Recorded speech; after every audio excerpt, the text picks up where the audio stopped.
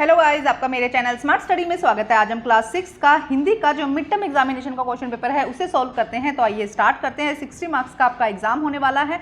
सबसे पहले यहाँ पे एक अपठित गद्यांश दिया गया है जिसे रीड करेंगे, उसके बाद में उसके क्वेश्चंस को सॉल्व करेंगे। तो आइए स्टार्ट करते हैं। उड़ीसा पुलिस खास तौर पर हमूर कबूतरों का इस्तेमाल राज्य के कई दुर्गम इलाकों में संदेश पहुंचाने के लिए कर रही है। कानून व्यवस्था, संकट और अन्य मौकों पर संदेश के लिए यह कबूतर बहुत ही उपयोगी हुए हैं। कबूतरों की संदेश सेवा बहुत सस्ती है, उन पर खास खर्च नहीं आता है। इन कबूतर का जीवन 15 से 20 साल होता है और 8-10 साल तक वे बहुत अच्छा काम करते हैं। स्वस्थ कबूतर एक दिन में 1000 किलोमीटर तक का सफर कर सकता है। यदि महत्वपूर्ण संदेश पहुंचाना हो तो 2 कबूतर भेजा जाता है ताकि बाज के हमले जैसी अनहोनी स्थिति में दूसरा कबूतर संदेश को पहुंचा दे। देखो इसमें अब क्वेश्चन पढ़ते हैं। पैराग्राफ दिया गया है, कबूतर बहुत उपयोगी कब साबित होते हैं? कानून व्यवस्था और संकट के समय क्या होते हैं? बहुत ज़्यादा जो है उपयोगी साबित होते हैं। कबूतरों का जीवन कितने साल का होता है? 15 से 20 साल का। देखो पैराग्राफ में से प्रश्न दिए गए हैं इनके आंसर। अब अपठित कविता दी गई है जिसे रीड करते हैं, उसके बाद आंसर देखते हैं। चले संतरी ढूंढने मोटी गर्दन, मिला चेला खाता था हलवा दनादन। कहाँ संतरी ने चले आप फौरन, महाराज ने भेजा न्योता इसी क्षण। मन में बहुत खुश मैं मन से हो चला आज, चेला कहा आज न्योता छकूंगा अकेला। मगर आके पहुंचा तो देखा झमेला, वहां था जुड़ा था अजब सा एक मेला। अब देखो क्या कहा गया है। कविता में चेला किस से मिलने जा रहा था? तो महाराज से मिलने जा रहा था। कविता में संतरी किसे ढूंढने चले हैं? एक मोटे व्यक्ति को। किसे ढूंढने चले हैं? एक मोटे व्यक्ति को।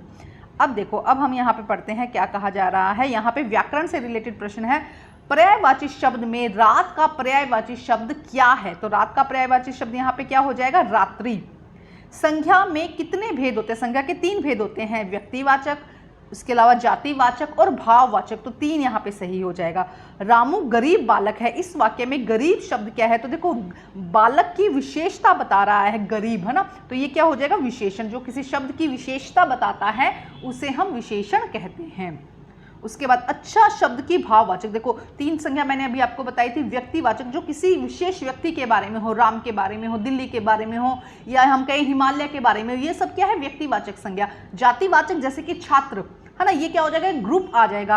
उसके अलावा हम कह दें घर, ये क्या आ जाएगा? ग्रुप आ जाएगा, है ना। पर्वत हम कह दें वो क्या हो जाएगा? एक समूह हो जाएगा, तो उसे हम उसे जातिवाचक संज्ञा कहते हैं। और भाववाचक संज्ञा जिसमें फीलिंग होती है, जिसे हम टच नहीं कर सकते ना, तो जैसे कि अच्छाई, ये क्या हो जाएगा? ये भाववाचक संज्ञा हो जाएगा। उसके बाद यहाँ पे बहुविकल्पी आपके बुक में से दिया गया गद्यांश, उसे रीड करते हैं और उसके बाद उसके आंसर्स देखते हैं। तो देखो क्या कहा जा रहा है यहाँ पे। शुरू में चश्मा लगाना बड़ा अटपटा लगा। छोटे बड़े मेरे चेहरे को देखते और कहते आंखों में कुछ तकलीफ है। इस उम्र में ऐनक दूध पिया करो। डॉक्टर साहब का कहा दोहरा तेरी कुछ देर पहनोगी तो ऐनक उतर जाएगा। वैसे डॉक्टर साहब ने पूरा आश्वासन दिया लेकिन चश्मा तो अभी तक नहीं उतरा। नंबर बस कम ही होता जा रहा है। पहले अपने आप इसकी जिम्मेवार हूँ। जब आप दिन की रोशनी को छोड़कर रात के टेबल लैंप के सामने काम करेंगी तो इसके अलावा और क्या होगा। हाँ, अब पहली बार मैंने चश्मा लगाया तो मेरे एक चचेरे भाई ने मुझे छेड़ा और देखो कैसी लग रही है। तो ये बचपन पाठ में से लिया गया है। अब देखो क्या कहा गया। बचपन पाठ में लेखिका किसके बचपन के बारे में बात कर रही थी? तो वो अपने ही बचपन के बारे में बात करती है। चश्मे का नंबर कम होने के लिए स्वयं को जिम्मेवार किसने कहा था? भी उसकी चश्मा लगा है तो उसका जिम्मेवार है, तो लेखिका ने ही कहा था। तो क्या आंसर इसका सही हो जाएगा? डॉक्टर साहिबा ने क्या आश्वासन दिया कि धीरे धीरे क्या होगा? उसका ऐनक उतर जाएगा, तो ऐनक उतरने का आश्वासन दिया था। लेखिका को चश्मा लगने का कारण क्या था? क्योंकि वह रात में पढ़ाई करती थी। दिन को छोड़कर क्या करती थी? रात में पढ़ाई करती थी, इसीलिए उसके चश्मा लग गया था। उसके बाद काव्यांश दिया गया है। वह चिड़िया जो चोंच मारकर दूध भरे जुंडी के दाने रुचि से रस से खा लेती है, वह छोटी सी संतोषी चिड़िया नीले पंखों वाली मैं हूं, मुझे अंश से बहुत प्यार है। तो अब देखो क्या है। छोटी चिड़िया को खाने में क्या पसंद थे? बाजरा के दाने। नीले पंखों वाली में नीले शब्द किसके लिए है? नीले शब्द क्या है? जब भी देखो नीले पंखों वाली, ये किसके लिए? चिड़िया के लिए। तो चिड़िया की विशेषता बता रहा है, तो हम अभी समझाया था, उससे जो विशेषता बताते हैं उसे हम विशेषण कहते हैं। छोटी चिड़िया को सर्वाधिक किससे प्रेम है? चिड़िया को अंश से अधिक प्रेम है। किससे? अभी पैराग्राफ में जो हमें यहाँ पे कविता दी गई थी उसी में देखा था, छोटी चिड़िया को अंश से बहुत अधिक प्रेम है। जूड़ी शब्द का यहाँ पे अर्थ क्या है? जूड़ी शब्द का अर्थ है बाजरा। अब हम पढ़ते हैं आगे। प्रश्न दिए गए, हर शनिचर को हमें ओलिव ऑयल पीना पड़ता था, पाठ में यह कथन किसने कहा है? लेखिका ने कहा। देखो लेखिका अगर चैप्टर पढ़ा होगा तो आपको समझ में आ गया होगा। नादान दोस्त पाठ किसने लिखा है? प्रेमचंद ने। जरूर जितने भी चैप्टर हैं, जितने भी कविता हैं, उनके लेखक और कवित्री या जो कवि हैं उनके नाम जरूर करके जाइएगा। एक क्वेश्चन जरूर, एक या दो क्वेश्चन इनफैक्ट कई बार जरूर आ जाते हैं। आगे देखते हैं, कंठ खोलने का अर्थ क्या है? मीठा गाना। कंठ खोलकर गाती थी मतलब कि मीठा गाती थी। चिड़िया को किन किन चीज़ों से प्यार है? तो चिड़िया को अन्न से और नदी से प्यार है। उसके बाद यहाँ पे वर्ण व्याकरण से रिलेटेड प्रश्न है। भारत एक बहुत बड़ा देश है, इसमें व्यक्तिवाचक संज्ञा को छांटिए। तो जब व्यक्तिवाचक मतलब किसी एक के बारे में विशेष बताया गया, तो यहाँ पे भारत के बारे में बताया गया।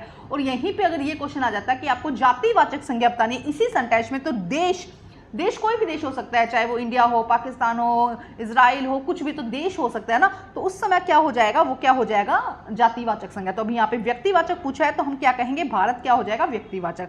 महिला शब्द का बहुवचन बनाइए, महिलाएं। हमें कल शहर जाना है, वाक्य में सर्वनाम कौन सा है? इनमें से सर्वनाम कौन सा है? तो देखो, हमें जो संज्ञा के स्थान पर यूज किए जाते हैं उन शब्दों को हम सर्वनाम कहते हैं। तो हमें यहाँ पर क्या हो जाएगा? निश्चयवाचक हो जाएगा। यहाँ पे क्या हो जाएगी? हमें यहाँ पर क्या हो जाएगा? सर्वनाम हो जाएगा। लड़कियों ने गुलाबी फ्रॉक पहन रखी है, वाक्य में विशेषण छांटिए। आप खुद बताइए यहाँ पे क्या होगा? फ्रॉक की विशेषता बताई जा रही है, क्या? गुलाबी। तो गुलाबी यहाँ पर क्या हो जाएगा? विशेषण हो जाएगा। उसके बाद नेक्स्ट देखते हैं, नदी से प्यार करने वाली चिड़िया कैसी थी? नीली थी, संतोषी थी, गर्वीली थी। ये सब चैप्टर में दिया गया है आपको, ठीक है। दरिया किस से मिलकर बना है? बूंद बूंद पानी से, जल के बूंद बूंद से मिलकर बना है। कविता में चिड़िया के पंख कैसे हैं? नीले। आपको एक शब्द में आंसर देना है, ठीक है।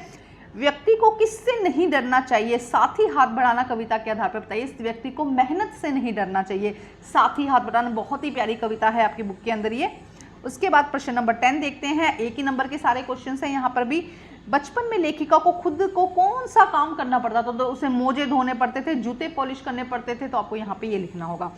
चिड़िया के लिए पुरानी धोती का टुकड़ा क्यों रखा? चिड़िया के लिए पुरानी धोती का टुकड़ा क्यों रखा? क्योंकि उसके अंडे हो गए थे ना, तो अंडों को रखने के लिए उन्हें नीचे कुछ चाहिए था, इसीलिए उन्होंने क्या किया? अंडों को रखने के लिए धोती का पुराना कपड़ा चाहिए था उनको। श्यामा ने केशव की कौन सी बात को माँ को नहीं बताई थी? देखो, चिड़िया ने पहले तो अंडे दिए, ये भी नहीं बताई थी, और उसके बाद उन्होंने अंडे को छू लिया था, ये वाली बात भी नहीं बताई थी। तो दोनों ही बातें आपको बतानी, लिखनी है, चाहे एक लिख दो कि चिड़िया ने अंडे दिए थे, ये वाली बात नहीं बताई। और सेकंड क्या नहीं बताया था? कि उन्होंने अंडे को छू लिया था। तो माँ ने कहा कि अगर अंडों को छू लिया है तो अब चिड़िया यहाँ से उड़ जाएगी, वो इसको नहीं देखेगी ना। लेखिका लंबी सैर पर जाते समय अपने साथ क्या लेके जाती थी? तो चॉकलेट, टॉफियां, इसके अलावा रुई लेके जाती थी। क्या लेके जाती थी? रुई लेके जाती थी। अब जो शब्द हैं, अब जो प्रश्न हैं, इनफैक्ट उनका आंसर जो है 30 to 40 वर्ड्स में देना है, मतलब कि 3 से 4 लाइनों के बीच में देना है। और हर प्रश्न का जो आंसर है वो 2 नंबर का होगा, ठीक है। तो देखते हैं, आपको 4 प्रश्न करने हैं, 5 प्रश्न यहाँ पर दिए गए हैं। तो देखते हैं सबसे पहले, केशव और श्यामा ने दोपहर होने का समय अंडे देखने के लिए क्यों चुना? दोपहर का समय उन्होंने क्यों चुना? तो देखा क्या लिखेंगे हम? केशव और श्यामा ने दोपहर होने का समय अंडे देखने के लिए क्यों चुना? क्योंकि दोपहर में माँ जो थी वो सो जाती थी। नेक्स्ट प्रश्न देखते हैं। माँ ने केशव और श्यामा को क्यों डांटा? क्योंकि उन्होंने अंडे को छू लिया था। लेकिन एक बार देखते हैं आंसर इसका। देखो क्या लिखना है इसके अंदर। माँ ने केशव और श्यामा को इसलिए भी डांटा क्योंकि माँ ने मना करने पर भी बच्चे दोपहर में बाहर निकले थे। देखो पहले तो इसीलिए डांटा था ना, बाद में इनफैक्ट जब अंडे छू लिए थे तो डांटा नहीं था, समझाया था कि अंडे नहीं छूते हैं। तो क्या आंसर हो जाएगा कि माँ के मना करने पर भी बच्चे वो अंडे देखने के लिए क्या करते थे? दोपहर में बाहर निकल जाते थे, इसीलिए माँ ने डांटा था। प्रश्न नंबर 3 देखिए क्या है। लेखिका बचपन में इतवार की सुबह क्या क्या काम करती थी? तो देखो क्या लिखोगे इसके अंदर आप। लेखिका इतवार के दिन सुबह सुबह अपने मोजे धोती थी, अपने जूते को पॉलिश करती थी। तो ये काम वो सुबह सुबह करती थी, ये आपको इसमें लिखना होगा। नेक्स्ट देखो, केशव और श्यामा ने अंडों के बारे में क्या क्या अनुमान लगाए? बच्चों ने अनुमान लगाए कि अंडे कितने बड़े होंगे, कितने होंगे, किस रंग के होंगे, क्या खाते होंगे, उनमें से बच्चे किस तरह से निकलेंगे, घोंसला कैसा होगा। तो ये सारे अनुमान लगाए थे कि अंडे, जो चिड़िया के अंडे हैं वो कितने बड़े होंगे, कितने होंगे, किस रंग के होंगे, क्या खाते होंगे, किस तरह बाहर निकलेंगे, घोंसला कैसा होगा, ये सब अनुमान बच्चों ने लगाए। तो इनमें से आपको 2-3 यहाँ पर लिख देने थे। नेक्स्ट प्रश्न देखते हैं। लेखिका को बचपन में कौन सी चीजें खाना पसंद थी?